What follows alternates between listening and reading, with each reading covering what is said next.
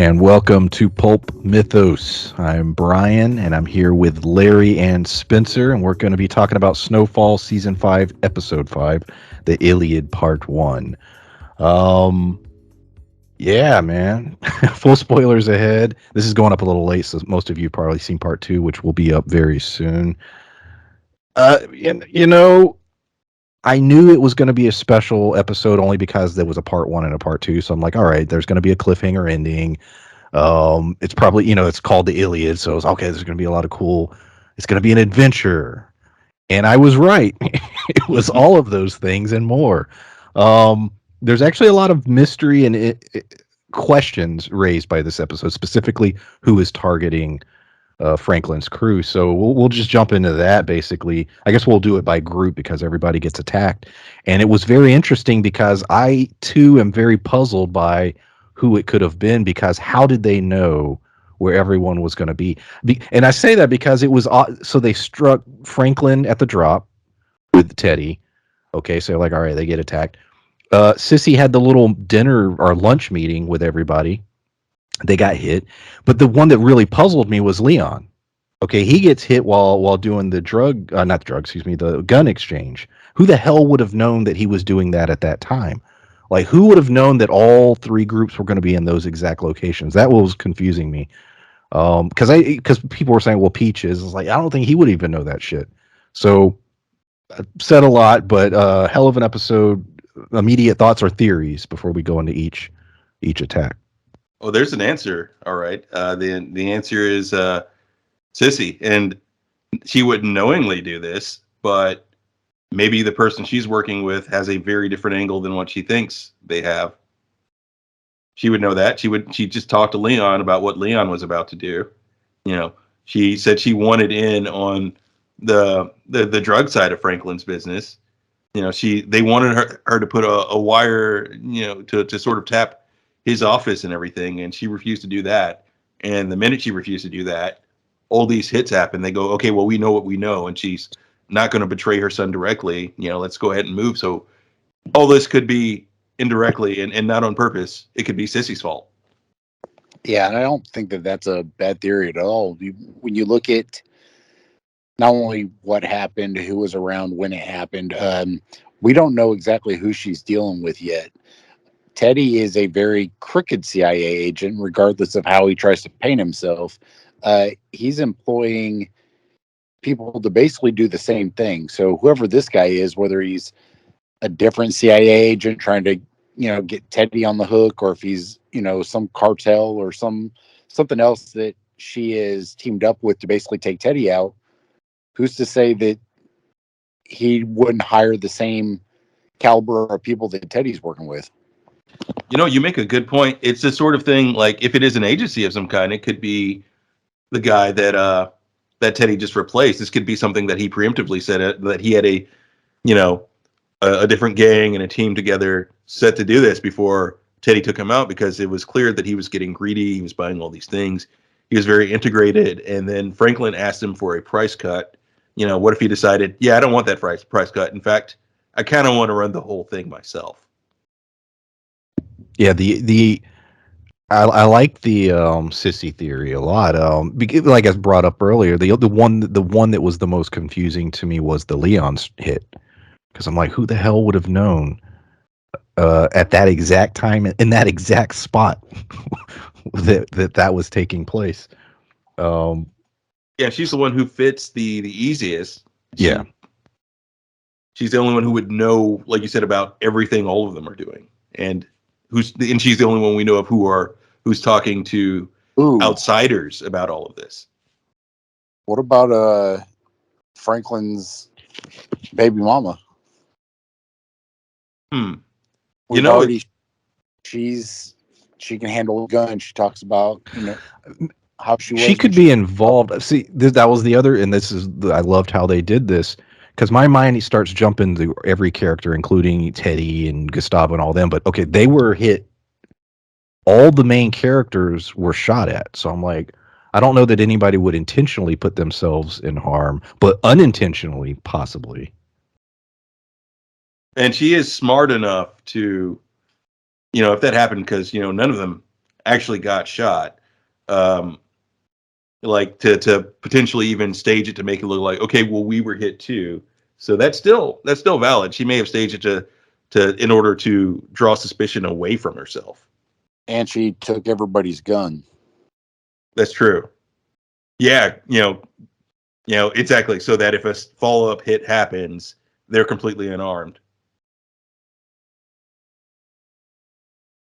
Um, but yeah, the seeing Avi have to his guys all shooting, and yeah, I was like, damn. It left us, it left everybody in a crazy spot. They were able to get was it Bo to come sort of help them get out because the cops were basically holding everybody. Um, but Franklin and Gustavo were on the most interesting path because it led to like I thought I knew where that story was going. Like, okay, there's these gang members that are trying to pursue them because they literally have millions in cash on them. They hide the money. They get out. You assume that if they're going to have another conflict, because I knew the episode was coming to an end. It's part one, so okay, something bad has to happen. What I did not expect was for them to be captured by some crazy huntsman who also has a tiger and has them locked in a cage. Yeah, that was the weirdest part. Like you said, it turned into Pulp Fiction out of nowhere. And that's the feel I had of it because it was such a bizarre scenario. Still very interesting to see we're interested to see where this is going, and like because we have no idea. Like, yeah, we know the guy. Like you said, seems like he's a hunter or a taxidermist, maybe just a taxidermist. Even maybe the truth is less strange than it actually appears when we piece things, but things finally get pieced together. But either way, the person has tranked them, put them in a cage, and we have no idea where that's going next. Well, and my favorite part about the whole thing is that, and we've discussed it thousands of times, the whole freeway Rick Ross stuff, and a lot of his stuff is pretty public knowledge, but I've never heard this story before. So this little addition that I was like, holy shit, I did not see it coming. That's for sure. I was dying laughing. Teddy was shot. The wound wasn't horrible, but he was bleeding out, so that definitely could have led to death. It was funny because Franklin yet again, he was trying to piece things together, and he was questioning, okay, why did Teddy leave? And whether or not he was thinking, was he involved in this? He had probably it was on his mind as a possibility, but Gustavo was like, no, he got fucking shot, and it looked pretty bad. So yeah, he escaped. He's a survivor. That's what he does. He ends up going to an old informant. And then how much of that do you think was real or hallucination? It's vague. It seems to be from his point of view, but it seems that he's in an odd spot. And we do see that she finds the drugs in the car, which we know are worth millions of dollars, a large sum of money. I don't know how she saves him in terms of getting the bullet out and sewing him up, but he's also in a very interesting spot by the end of the episode. Yeah, it's one of those things. And she seemed very smart herself. Like, but the question is, if she's going to do what she might do, like, well, then does she want Teddy to live? Because that she doesn't want to owe Teddy as much money as she would owe Teddy if she takes those drugs. Or she says, oh, there were no drugs there. Teddy's not going to buy it. That said, she doesn't seem, from what we've seen of her, mentally stable. So there's no telling where this is going to go. Yeah, she's nuts as shit. Like, her reaction to essentially every situation. Talk about the wild card. She's Charlie Day for certain. Yeah, absolutely. And so crazy that, like you said, there's no telling where that's going to go. Is she going to be like, okay, I better leave that alone, or hide it better, or just or is she going to try to take it and potentially even try to kill Teddy? Yeah, exactly. I think because she would, if she plans on doing anything with the drug, she would know that she can't. Teddy wouldn't allow it. So On that note, and I didn't have it in my notes, but I just thought about it. What a badass scene where Teddy is bleeding out. He's dying. He knows this. He knows that if he doesn't get to a place that can help him soon, he will die. He pulls over the car. He gets out and he starts doing the coke because he knows he needs that adrenaline. He needs that kick, that last little boom of energy that can get him to where he's going. And this is his last shot. He knows if he doesn't do this, he's going to die. But I loved how that was all done. Yes, I couldn't stop laughing because when he pulled over, I was like, oh, is he looking for like a first aid kit? And then as soon as he opened the bag, I was like, oh shit. I knew exactly what he was doing, but I was expecting him to snort some, not grab a handful of it and shove it in his gun wound and then do a several directly in the blood, man. Yeah, man. That said, I am curious how Gustavo feels about how all that went down, because he took off and just kind of left them stranded there and everything. Yeah, he knows he was shot, but there was like no attempt to get Gustavo in that car. And, Gustavo seems like he's someone who's very much about loyalty. Well, you know the code, man. When they start shooting, every man for himself. I was curious to well, they did kill one of the guys, or they captured him. I can't remember if he died. Leon and them. So I'm curious to when they figure out what crew it is. But like you guys pointed out, it sort of doesn't matter what crew it is because potentially they were hired by somebody. So unless you can lead it back to the source. Going back to Sissy, like you said, Larry, at the beginning of the episode, she was being asked by this guy that he wants her to bug Franklin's office, to which she pointed out, I don't care what it is you're trying to accomplish. Why the hell would I allow you to collect, unfiltered data and information on my son's criminal activities? Like, that's stupid, no matter what. So even if they weren't involved, they're clearly going to be some kind of antagonistic force for Sissy going forward. Yeah, and if they're responsible for these attacks, like I'm thinking that it's just as likely that there's some, not only some other government agency, they may just be like a competing cartel of some kind, and she doesn't know it, and they're playing her. Or maybe a little column A and a little column B, because that's kind of the premise of the show. We're just seeing the American side of it. I was just thinking of a Big Sky reference. It's Ren and Jag's father, the Canadian cartel. Big Sky, yeah, we do those reviews too. Pete, I want to bring up Peaches because a lot of people on the internet had a lot to say about him because he was sick, he was not there. Everybody brings his name up, almost like questioning. Well, he knows a lot of stuff. There's also a theory that if you notice, Peaches has been sick almost every single episode this season. So there was the question of, could he have an illness? And this is the late 80s with HIV. This specific episode mentioned, the nurse talking about HIV. So some people were speculating, could that be what's wrong with him? Could he, be sick? Do you guys think there's any chance that Peaches is a traitor or was captured, or even the sick theory being there, being possible? I think he's sick. I think that's all there is to it. That Peaches is legitimately sick, and like you said, it might be HIV or something. But because after all this time, this would be a very weird time for Peaches to decide to betray them. And Peaches has never been like a schemer, so it just would feel very out of character.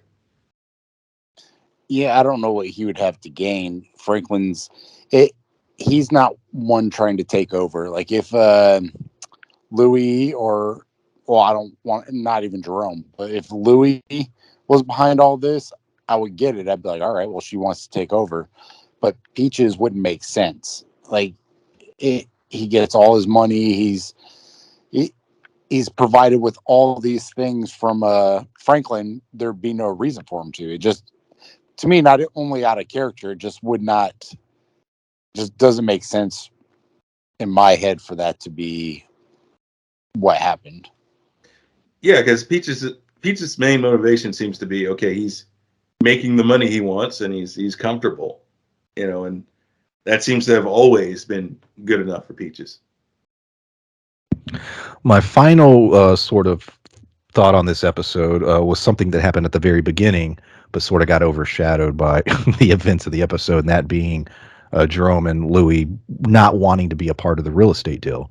There's a little moment where Franklin just is pissed, because they basically are backing out, and that's Sissy is trying to broker some peace between everybody, in terms of, I think, partially the real estate deal, but Franklin and they've been butting heads this whole season so far, five episodes in, and will this event bring them closer together, push them further apart? I think it will have an impact on them in some way, one of those directions, not sure which.